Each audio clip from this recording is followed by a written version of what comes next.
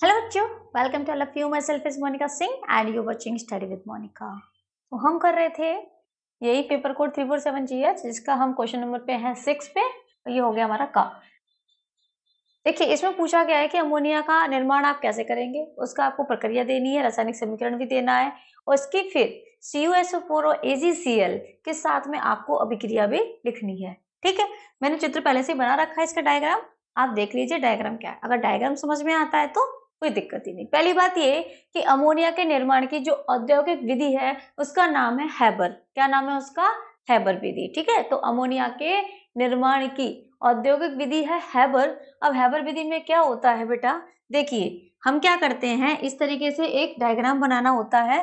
तो हम इसमें क्या करते हैं, N2 लेना पड़ेगा और H2 लेना पड़ेगा। ठीक है, N2 और H2 मिलके क्या बनाएंगे बेटा, अमोनिया। अब N2 और H2 का कितने अनुपात में लेना पड़ेगा हमें? 1:3 में। ठीक है, 1:3 में हमें इसको लेना पड़ेगा। N2 का 1 लेंगे और 3 गुना क्या लेंगे उसके, हम हाइड्रोजन लेंगे। इन दोनों को हम क्या करेंगे, इन कराएंगे। इन किस में कराया जाता है? इस उत्प्रेरक कक्ष में। इस उत्प्रेरक कक्ष में इन दोनों को अंदर भेजा जाता है, नाइट्रोजन गैस को और हाइड्रोजन गैस को। ठीक है, अब इसमें ऐसा क्या होना चाहिए कि जिससे रिएक्शन स्टार्ट हो जाए। तो देखिए, पहले तो हम क्या करेंगे, यहाँ कंप्रेसर लगा दिया जाएगा, जिससे कि यहाँ का जो दाब है वो मेंटेन किया जाएगा। कितने तक करना पड़ेगा? 200 ATM दाब करना पड़ेगा। यहाँ का टेम्परेचर भी मेंटेन किया जाएगा। कितना रखा जाएगा? 500 डिग्री सेंटीग्रेड, इतना इसका टेम्परेचर रखा जाएगा। और इसका नाम है उत्प्रेरक कक्ष, यानी कि ये वही जगह है जहां पे उत्प्रेरक भी मिलेंगे। उत्प्रेरक यानी वो चीजें जो रिएक्शन कराती हैं। ठीक है, जो इनकी क्या करती हैं, अभिक्रिया के वेग को बढ़ा देती हैं। ठीक है, रेट ऑफ रिएक्शन को बढ़ा देती हैं। तो हम क्या करेंगे, यहाँ पे हम कौन सा उत्प्रेरक लेते हैं, सभी रिएक्शंस के लिए अपने अपने स्पेसिफिक उत्प्रेरक होते हैं। तो हम यहाँ कौन सा उत्प्रेरक ले रहे हैं? Fe+MO। Fe यहाँ उत्प्रेरक होता है, ये उत्प्रेरक वर्धक होता है। यानी कि ये उत्प्रेरक जो होता है इन दोनों को क्या कर रहा है, जो रासायनिक समीकरण इनके बीच में जो रासायनिक मतलब अभिक्रिया हो रही है उसके वेग को बढ़ा रहा है, और एमओ क्या करता है, इसकी पावर को बढ़ाता है। समझे, ये उत्प्रेरक वर्धक है। ठीक है, तो हमने क्या बोला कि N2 और H2 को 1:3 में हम क्या करते हैं, एक उत्प्रेरक कक्ष में भेजते हैं। जब ये उत्प्रेरक कक्ष में जाता है, वहां पे Fe+MO उत्प्रेरक होता है और 500 डिग्री सेंटीग्रेड होता है, 200 ATM का दाब होता है। अब यहाँ पे रिएक्शन होना स्टार्ट होती है। आपको पता है ये कौन सी अभिक्रिया है? उत्क्रमणीय अभिक्रिया। देखिए यहाँ पे कौन सा निशान लगा हुआ है, उत्क्रमणीय अभिक्रिया का। ठीक है, तो ये उत्क्रमणीय अभिक्रिया है। तो ये क्या बनता है, ये गैस इससे ये वाली गैस भी बन जाती है। अब क्या होता है, इसमें पहले 2 गैसों का मिक्सचर चल रहा था, अब इस मिश्रण में 3 गैसें हो जाती हैं। तो तीनों गैसों का मिक्सचर अब आगे जाएगा, आगे इस पंप के थ्रू आगे जाएगा। और यहाँ पे क्या लगा हुआ है, एक संघनित्र लगा है, संघनित्र जो क्या करता है, इसको किसमें बदल देगा, जो आपका गैसीय अमोनिया है उसको द्रव अमोनिया में बदल देगा। और टेम्परेचर कम कर देते हैं, जिससे क्या होता है, गैस द्रवित हो जाती है। तो अमोनिया गैस द्रवित हो जाती है, जबकि बाकी की दो जो गैसें हैं N2 और H2 वो द्रवित ना होकर के वापस इस पंप के थ्रू, जिसका नाम है पुनः परिसंचारी पंप, इसके थ्रू वापस से वो कहाँ भेज दी जाती है, इसी उत्प्रेरक कक्ष में भेज दी जाती है और द्रव अमोनिया को अलग कर लिया जाता है। यही है हैबर विधि। ठीक है, बात समझ में आई? इसमें आपको 4 जो प्रक्रिया आप बनाओगे, मतलब डायग्राम बनाओगे, उस प्रक्रिया में आपको 4 चीजें याद रखनी है। पहला आएगा आपका कंप्रेसर पंप, दूसरा आएगा उत्प्रेरक कक्ष, तीसरा आएगा संघनित्र और चौथा आएगा पुनः परिसंचारी पंप। चारों की हेडिंग बना के लिख देंगे और हमारा ये क्या हो जाएगा, कंप्लीट हो जाएगा। तो देखिए जरा। ठीक है, अब मैं इसको मिटा दे रही हूँ।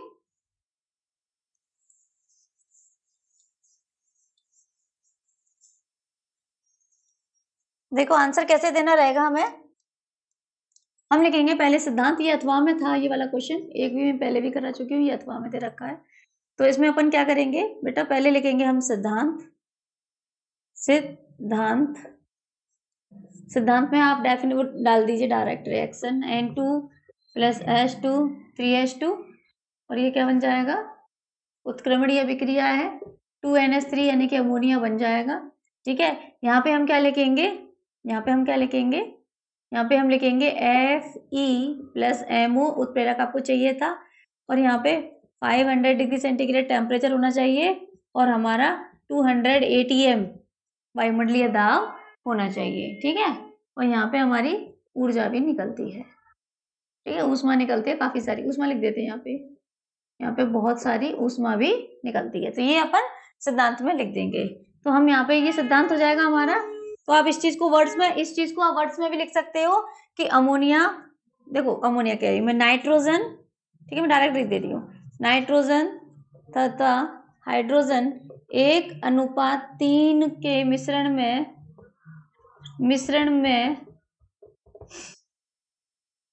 क्रिया कर नहीं, ऐसा नहीं लिखेंगे अपन, इसको थोड़ा सा सही करके लिखते, थोड़ा अच्छा लगेगा। देखो जैसे N2 तथा H2 1:3 में Fe उत्प्रेरक तथा MO उत्प्रेरक वर्धक की उपस्थिति में अमोनिया का निर्माण करते हैं। अमोनिया कम हो रहा है बहुत, अमोनिया का निर्माण करते हैं, ठीक है। इसमें दो ये देखें, इन दोनों की बात भी कर देते हैं। यहाँ 200 ATM दाब तथा लगभग 500 डिग्री सेंटीग्रेड ताप होना आवश्यक है, ठीक है। और इसमें एक चीज लिख सकते हैं, ये अभिक्रिया कैसी है, यह अभिक्रिया उत्क्रमणीय व ऊष्माक्षेपी है, ऐसी अभिक्रिया ये उत्क्रमणीय व ऊष्माक्षेपी है। तो आप सिद्धांत में ये लिख देना, N2+3H2 Fe+MO, ये चीजों से काम चल जाएगा, ठीक है। चाहो तो आप क्या कर सकते हो, इस चीज को ही आप इसमें लिख सकते हो, लैंग्वेज में लिख सकते हो, ठीक है। अब इसमें लिखते हैं आगे, सिद्धांत हो गया। अब हमने प्रक्रिया, हमने डायग्राम आपको पहले बता दिया था। अब हम क्या करेंगे, डायग्राम में जो लिखा था उसी चीज को हम थोड़ा वर्ड्स में लिखेंगे, क्योंकि ये 3+2 का है, तो 3 मार्क्स का ये है, तो 3 मार्क्स लेने के लिए थोड़ी सी मेहनत तो करनी पड़ेगी, ठीक है। तो अब प्रक्रिया में हम क्या लिखेंगे, सिद्धांत हो गया, प्रक्रिया। तो प्रक्रिया में हम लिखेंगे, पहले आता है, कंप्रेसर का जिक्र नहीं कर रहे, कोई दिक्कत नहीं है, हम लिखेंगे उत्प्रेरक कक्ष। पहले हेडिंग आप डाल देना उत्प्रेरक कक्ष। तो इसमें उत्प्रेरक कक्ष में आप क्या लिखोगे, आप पूरा हेडिंग डालोगे, मैं आपको बस बता देती हूँ बोल के, फिर आप चाहो तो इसको नोट कर लेना, ठीक है। पहला हो जाएगा उत्प्रेरक कक्ष, दूसरा हो जाएगा आपका संघनित्र, तीसरा क्या था आपका पुनः परिसंचारी पंप, बस इतना ही हो जाएगा। तो आप देखो इसमें क्या लिखोगे, प्रक्रिया में उत्प्रेरक कक्ष है तो आप क्या लिख दोगे, जो हम देखो समझना ज्यादा जरूरी होता है, ध्यान रखना। तो आप देखो उत्प्रेरक कक्ष, तो हमने बनाया था वो उत्प्रेरक कक्ष, तो हम क्या बोलेंगे, N2 और H2 के मिश्रण को उत्प्रेरक कक्ष में भेजा जाता है, जहां 500 डिग्री सेंटीग्रेड होता है और उसका दाब 200 ATM होता है। उस उत्प्रेरक कक्ष में Fe उत्प्रेरक होता है, जबकि MO उत्प्रेरक वर्धक की तरह काम करता है। जो हमें अभी जो डायग्राम में देखा था बस वही लिख देना। फिर उत्प्रेरक कक्ष में क्या होगा भैया, जिस यहाँ पे अमोनिया बनना स्टार्ट हो जाती है तथा अब नाइट्रोजन, हाइड्रोजन तथा अमोनिया का मिश्रण बन जाता है, प्राप्त हो जाता है, ठीक है, बन नहीं जाता है, ठीक है, प्राप्त हो जाता है। अब ये संघनित्र में क्या लिखोगे, उत्प्रेरक कक्ष से प्राप्त तीनों गैसों का मिश्रण संघनित्र में आता है, जहां अमोनिया ठंडी होकर द्रव अमोनिया में बदल जाती है, जिसको अलग कर लिया जाता है।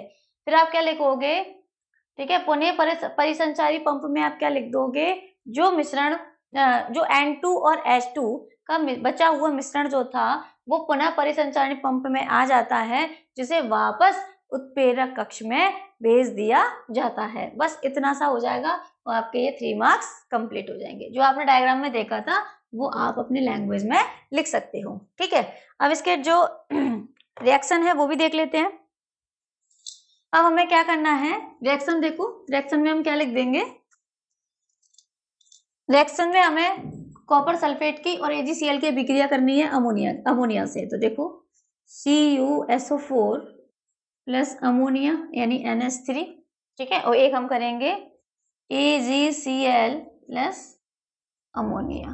तो देखो ये क्या होता है, दोनों ही अमोनिया जो होता है ना, अगर आपने कोऑर्डिनेशन कंपाउंड यानी उपसहसर्जक यौगिक वाला चैप्टर ढंग से पढ़ा हो तो आपको पता है ये एमीन लिगेंड की तरह काम करता है। तो यहाँ पे ये क्या करेगा, संकुल यौगिकों का निर्माण करेगा। तो ये केंद्रीय धातु बन जाएगी Cu, यहाँ NH3 आ जाएगा, NH3 का होल, ठीक है, CuNH3 होल, ये बनाता है कुछ इस तरीके से, ठीक है, 4 इसमें एमीन जुड़ते हैं और यहाँ पे अपना आ जाएगा SO4, ठीक है, SO4 यहाँ पे आ जाएगा।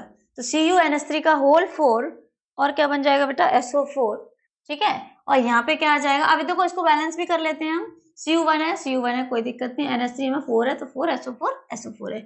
अब AgCl NH3 में क्या होता है, Ag होता है, यहाँ पे केंद्रीय धातु Ag है और NH3, ठीक है, होल, इसका भी होल, इसमें कितना आ जाएगा बेटा, इसमें आएगा होल ट्वाइस हो जाएगा, ठीक है, होल ट्वाइस, और यहाँ आ जाएगा Cl, ठीक है। तो ये बन जाएंगे, देखो CuSO4 NH3।